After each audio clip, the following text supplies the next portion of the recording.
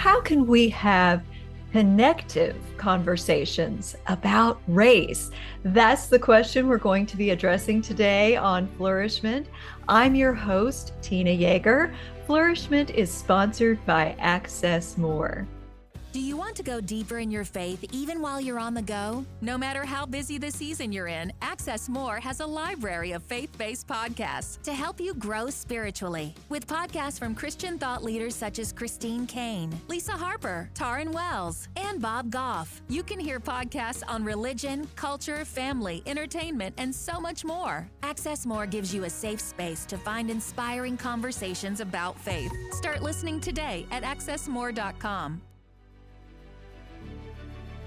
Today, I have joining with me Dr. Saundra Dalton-Smith, author and co-author of the book Colorful Connections, 12 Questions About Race That Open Healthy Conversations. Her co-author, Lori Roleveld, was not able to be here today, but we will be having her join us in spirit as we are discussing the content of this book. Welcome, Dr. Smith. I'm so thrilled to have you on Flourish-Meant today. It is my pleasure to be here with you, Tina. So tell me how you got involved in discussing this conversation about race. And I know that from reading the material that you sent, that Lori Roleveld is not someone that you knew well before you started the endeavor of writing this book. How did you begin this process of writing about such a difficult topic with someone you didn't know very well? Well, that was the pull between us that I think that led us to even wanting to write together, that it was going to be just as we were asking the people who would one day read the book. How do you have conversations with people you don't know well? Not just your family and your friends and those that you agree with, but those people that are in your environment, that are in your world that you don't yet have relationship with, who don't look like you, who may have different cultural, ethnic backgrounds, but you have some commonalities. And in our case, it was our faith. So Lori and I, we are both authors. We share an agent. However, we'd only met once in the past 5 years. And so we had one breakfast meeting where we didn't even sit beside each other. We were just kind of in a group together with our agent. And around the time of 2020, when there was so much just racial upheaval and so much tension and conversations around race, Lori, her book is called The Art of Hard Conversations, one of her recent books. And so people were asking her about, how do I have this conversation? Because it is a hard conversation. It's something that many of us feel a lot of discomfort with. She wrote a blog post, and that blog post was very popular, garnered some attention. And from that, a publisher asked her to consider writing a book about it. But they did specifically suggest that she do it with a person of color to have some balance, so to speak, with the book. And so, in Lori's own words, she said in other interviews, it's like, well, I don't really know very many authors of color that I could even reach out to. And immediately your name came to mind. So I received an email one day that simply stated, hey, you may know me remotely, but she spelled out her case. She mentioned that this was something that she had a heart for, that she wanted to understand how to help people more with these hard conversations as it related to race. But we agreed to go into this endeavor together as basically two strangers, having the conversation in real time so people could see the highs and the lows, the disagreements, the agreements, and how we navigated that time together. Been reading Colorful Connections, and I have really appreciated the transparency that each of you have shared in the chapters. And it's apparent that this was not necessarily a smooth process, that some of it was messy as you started to untangle how each of you felt. How did you navigate that together with somebody that you didn't know? That had to be very difficult and uncomfortable. It was. There were some moments that were very tense and messy and required us to really grow. And I feel like that is at the very core of it. Before we started the writing, both of us kind of sat down and set some ground rules, so to speak, in that we're not going to get to a place where one person's angry and doesn't express that. I think it's not feeling the liberty to share what you're feeling and be able to work through those emotions is part of the problem that we're facing. We agreed that we were not going to be quick to be offended, because I think that is a huge issue within our culture right now. We take offense very quickly. We made a point of honoring each other's need to be heard. And so rather than automatically deciding that we were going to dismiss whatever the other person says, if we don't agree with it, we're going to let them have voice. And we're going to allow ourselves to look at the situation from the standpoint of what is the best way I could love this person with where they're coming at into the conversation. So it really just took some of the limitations off, in that when I felt anger arise, or when I felt judgment arise, or when I felt like I could potentially become offended, to take a moment to take a step back, evaluate what it in me is even causing some of the reaction I'm feeling. And how can I take what she has said and either help her to be able to see how it makes me feel in a way that doesn't condemn her, but lets her know to be able to love me more effectively is going to require you to understand what that statement does to me. And so there was a lot of growth.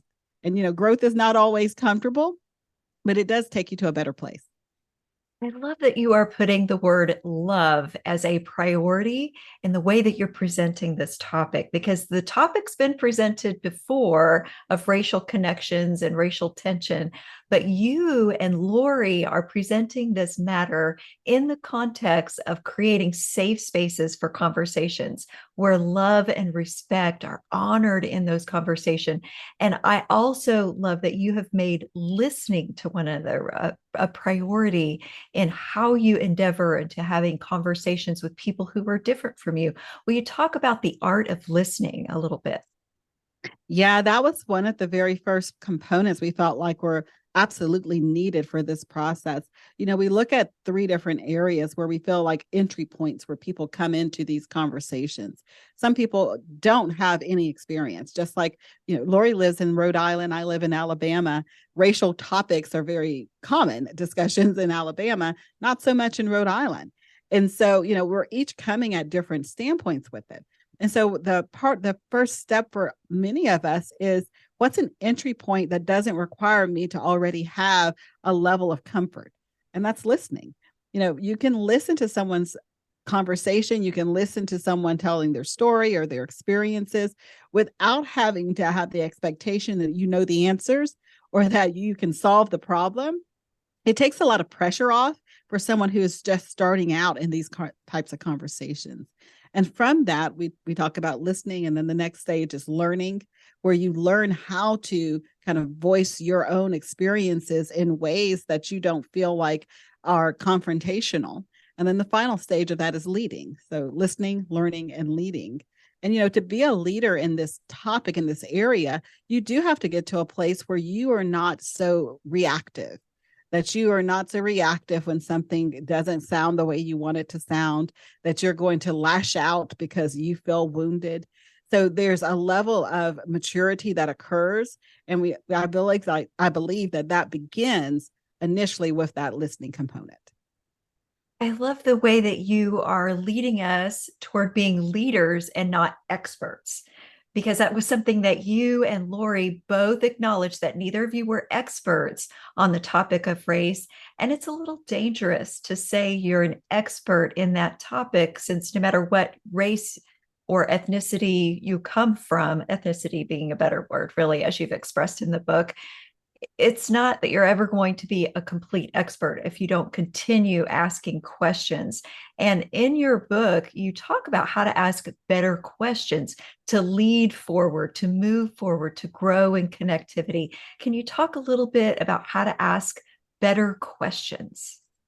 Yes, we actually opened the book with this very concept of asking better questions, because when we both sat down to even contemplate if this is something we should do, the initial question that popped up was, are we racist? Are either one of us kind of leaning off of racist tendencies? And, as we looked at that question, it was like, it was an easy cop out to be able to say, nope, I'm not a racist, because, most of us, when we hear that term, we're thinking of, like the extremist groups that are out there that, have a focus on really just honoring one specific ethnicity and kind of downgrading, so to speak, the other one. And so when you ask a question like that, it gives you an opportunity to say, well, this isn't my issue. I don't even need to talk about it because I'm not one. And so when we look at better questions, a better question from that would be, am I putting myself in situations to grow in my ethnic relationships with others? And so when you start looking at that, then you kind of take the blinders off. It requires you to actually look at your own relationships. How many of your relationships are with people who don't look like you? Do you have a tendency to do in groups and out groups that we talk about in the book?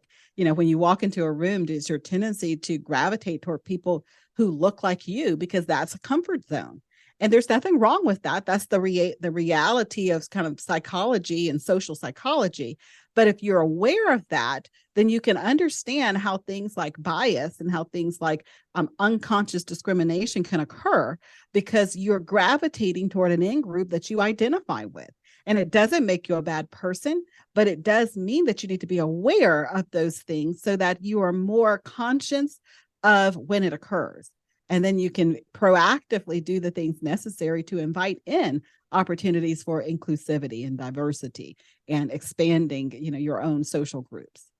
So better questions are not ones that invite a yes or no answer. They're questions that are growth oriented, that are open-ended questions that promote you to look inside and be introspective and think, how can I be better at this? Not, am I this or am I that, right? Absolutely. And that's throughout the book, Colorful Connections, at the end of every chapter, we actually have those type of reflection questions that help you to actually go back into your own process and evaluate what is the answer to this as it relates to this particular topic, because we cover so many things, from how do I love somebody better? How do I be slow to offend? How do I become a better listener? How do I build legacy within my family to have more diversity and more ethnic sense and cultural sensitivity? Questions like, how do I avoid cancel culture? Because that's a big deal nowadays, in our world. There's so many different questions now that are so much more important than, am I a racist or something along those lines, where you can just check out and say, this is not my problem, because I can say no. We really believe that the need for diversity within the church and the body of Christ is such an important topic that none of us should be able to check no and kind of just remove ourselves from the conversation. We need everyone aware of their place in helping to expand that part of us. So how can I be more inclusive? And that leads me to the next question that I would like to add to your interview here is, who would this be a good group study for? Would you be able to invite ministry groups? Would you be able to invite maybe people that are in prisons or any level of conflict or background, whether it's people who don't ask these questions, don't know how to ask these questions, or people who are seeking how to better include different kinds of people in their congregations, in their workplaces, in their institutions of charity?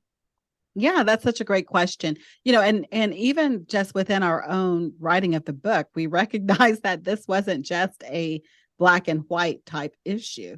Within the book, we asked over 12 different authors and speakers and pastors, men and women, to join us and to lend their voices to it. Because when we look at this, we do see it as something that groups can sit together and have conversation with. But we want those groups to be authentic groups that people feel are areas where they are safe. And so it could be a group of people who are all the same race. And I think that's something that some people don't often think about. The purpose isn't necessarily to force you to go out and create relationships that are inauthentic. The book is focused around expanding your view on having conversations about race and evaluating why you feel the way you feel about certain things, and how can you emulate the life of Jesus and how he loved people and how he cared for people and how he interacted with people from different cultures. How can you do the same in your spheres of influence? So for groups, it could be a group of moms, it could be a group of ministry leaders, it could be a Sunday school group that gets together. It's your current authentic groups that you are already naturally engaged in, bringing the topic up. Because what we find is that oftentimes it's a topic that's never brought to light because people have a fear of strife. They have a fear of it going sideways and not being well received. But to introduce the topic in a way that is more life-giving and less of a contention point. So how can people get a copy of Colorful Connections? Yes, they can visit our website, colorfulconnectionsbook.com. From there, we have links to all the different places, Amazon, Barnes & Nobles, christianbooks.com. And there's also links to both myself and Lori's websites. So, Dr. Smith, you have your own podcast. You have a lot of other ministry things that you are involved in. How can people stay in touch with you? My main website is ichoosemybestlife.com. And so I always welcome people to start there first. They can connect with the podcast. The podcast is of the same name, I Choose My Best Life podcast, and learn about all the different resources that are available. So as we continue this conversation about how to have connective conversations about race, let's dive into some of those ground rules that you want to set when you're having these healthy conversations to invite people to be more inclusive, to self-examine and determine where you might have some blind spots, and to grow together and become more well-rounded people, to become richer people by having more diverse relationships with others. What are some of the things that are key points that you want to put into those conversations beforehand so that you can make sure they're guided in the right direction? Yeah, that was one of the things that came from Lori's book, The Art of Hard Conversations. And it really boils around making sure that you enter into this process with someone who already knows kind of how it's going to progress along. For ourselves, some of the ground rules that we end up setting were, if in the process of going back and forth over a question, something specifically hurt me in some way or caused me to feel as if I was going to be offended or have some type of affront to not hold that in, because holding that in, what it does, it just creates a wound that never gets a chance to be healed. And you never get to bring that to light to be able to bring any type of resolution to it. And so it just becomes like this festering problem.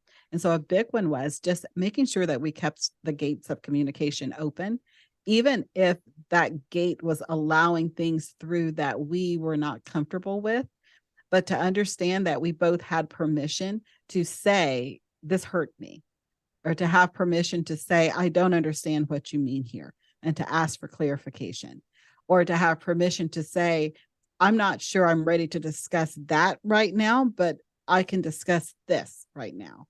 To be able to give some freedom within the conversation to push in at times and to back up at times, and to allow ourselves the opportunity to go through the conversation as part of the healing journey, because we all heal at different levels. We all heal at different stages and in different ways. And we have to be able to respect each other's healing process, because for myself, that's a big part of what these conversations are about. It's opening the door so that healing can come into places where wounds have been for too long. Yes. Oh, that's such a beautiful thing. And I love that you are being willing to be vulnerable. And that had to take some courage to put yourself out there as someone who's willing to share where you've been hurt and what kinds of things might be hurtful to you. They might be different than things that are hurtful to other people. We can't assume that everyone's the same, even if they have similar ethnicities. So how did you convince yourself to move forward with this project? That had to be very difficult. It was. I initially, when I got Lori's email proposing the whole project, initially I opened it up, I read her email, I closed it up, I backed away, and I looked at my husband and I said, you're not going to believe what this author just wrote to me. And he was like, like what? Like, is it something, horrible, like really bad? Like, and I was like, no, it's not something that was really bad. It was just something that I had no intentions of ever writing a book about. it was such a shock to me, because it's not a topic that I normally would talk about, simply being because it's a difficult topic. It's a very difficult topic. And so, for myself, I had to get to a place where, after I didn't reply back to Lori initially, I kind of told my husband, and I was like, I'm just going to pray about it, because I didn't get an immediate no, but it was just a little bit of hesitation. And so I spent some time praying about it. And it was during this, I have two sons. And so it was during this time that so much was going on in the world as it relates to race and, unexpected deaths and all sorts of things that were just happening at the time. And, I was praying one night and I just really felt like, why would I not?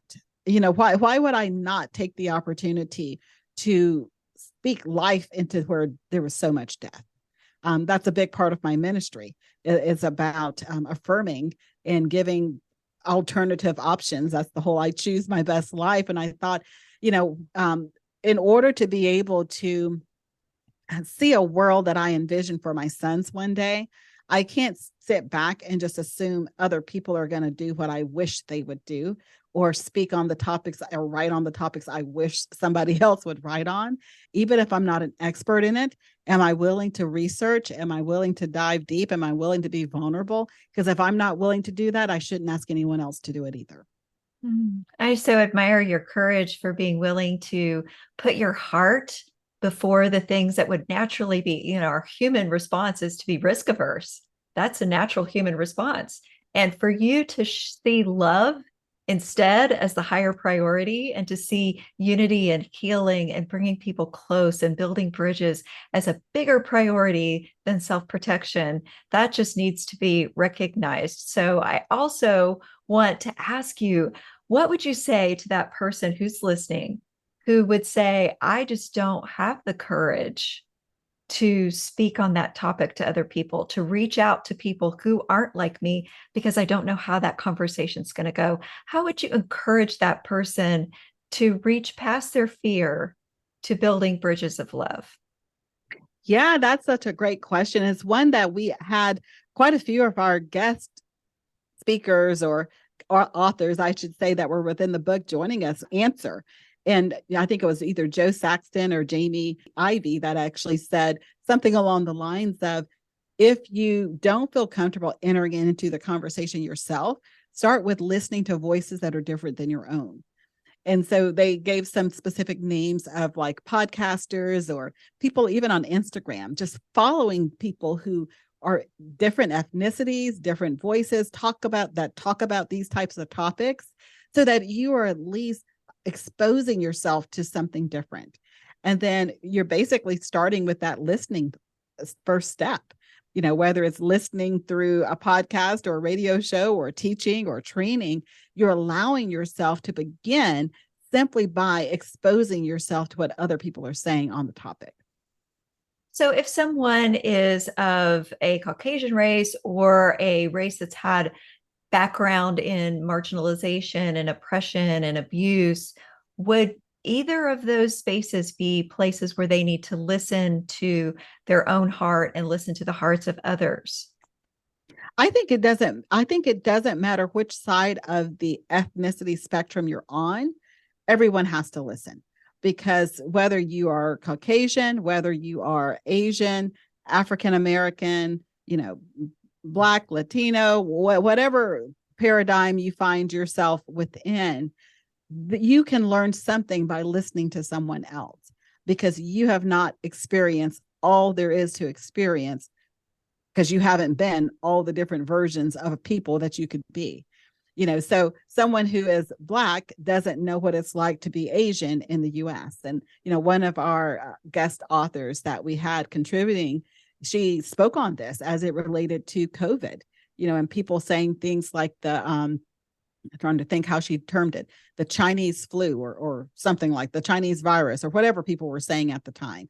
And she commented on how that made her feel. Well, I hadn't even thought too much about that when people said that. Part of me even thought they're just relating to where supposedly it originated from. But her take on it was something completely different, especially as it related to how people responded to her parents who owned a store in a certain town. And so when you start thinking about it that way, you realize that unless you listen to people and share their experience from their life journey in their skin, you don't really know how they're feeling on a topic and why certain things may be offensive or hurtful or painful to them. And the book also shares that it isn't recommended to pick one person and make them the expert on their entire ethnicity, because everybody's individual experiences will differ and nobody wants to be that token representative Yes. of their entire ethnicity. But people make that mistake often. So often. And you know their heart behind it. You know that, I mean, you can assume at least their heart behind it. But we have to stop doing that because no one person can speak for everybody. And it's so individualized because what may be a wounding for me may not be a wounding for someone else. And so I think that's part of the reason why it seems like racial issues are so hard to resolve, because we try to resolve it on kind of like this huge global scale all at once, where we really need to bring it more closer to home, deal with the heart that's in front of us, deal with the personal relationships that are in front of us, grow those, build up those, edify those. And from those individual kind of edifications, we can actually see a greater change within our culture. But when we try to just hit it through the culture as a whole, there are so many different experiences that individual people don't get the heart healing that they need so that the greater culture can actually experience a healing in itself. And you also mentioned that you can make the opposite mistake by being colorblind, so to speak, and just trying to ignore the whole issue of race altogether when you're in relationship with somebody. But then you're missing some of the things that are really important to that individual. Can you talk about that a little bit? So true. I don't recall if it was Lori that said it, or maybe I just brought it up, but I know one of the things that I hear so often from well-meaning Christians usually is that they make the statement, I'm colorblind. They'll say, when I see you, I'm colorblind. I don't see a Black woman. It is a painful statement because basically you're saying that some of the things that make me the most of who I am are the very things you're ignoring about me, which means you're only choosing to see the parts of me that align with what you're comfortable with. And you're not willing to see the parts of me that you have yet to become comfortable with. And so we really never want anyone to be colorblind. We want them to be color aware, not in a place where that is the determination of how they view a person, but they are aware of whether someone is of a certain ethnicity group. And we want them to be culturally sensitive. And so those are the statements that we really want from people, that they are aware of what our colors are, but they're not necessarily focused. They're not determining who we are, our value, or our ability to assist them based on what they see. They're giving us the opportunity to, as Martin Luther King says, to be judged by the content of our own character and not be lumped into groups based on those kind of identifiers. So we're not defined solely by the color of our skin, but we want to make sure that people recognize that that is part of who we are as well. It's part of our ethnicity. Yes, absolutely. That is so wonderful. And I really appreciate all of the wonderful wealth of opportunity that you have provided in the context of this book and in the ongoing conversations that you can have in all the different ministries that you offer and that Lori offers. How can people stay in touch with you and stay in touch with Lori and get a copy of Colorful Connections? Yeah, so be sure to visit colorfulconnectionsbooks.com. There we actually have a study guide that'll help you walk through the process so that you can do it with a group. We actually have some conversation starter questions as well, and some opportunities for you to be able to engage with this process of praying through even before you begin. We have a pre-prayer journal where you can begin to look at, how do I prepare myself to even go into conversations like this so that I do go in with an open heart. And then the book's available wherever books are sold, christianbooks.com. Always go to your independent Christian bookstore if you have one nearby. We always want to support them. And then, of course, Amazon and all the other places have it as well. Well, I so appreciate all of you listening, and I hope that you have had your heart stirred toward becoming more aware of how you can grow through books like Colorful Connections, and invite those who you work with, people that you're in ministry with, to get copies of Colorful Connections so that you can all grow and become more like the way God designed the body of Christ to connect with one another. And of course, I also hope that you come back for the next episode of Flourish-Meant. Flourish-Meant is part of the Spark Media Network and can be found on the Edify app.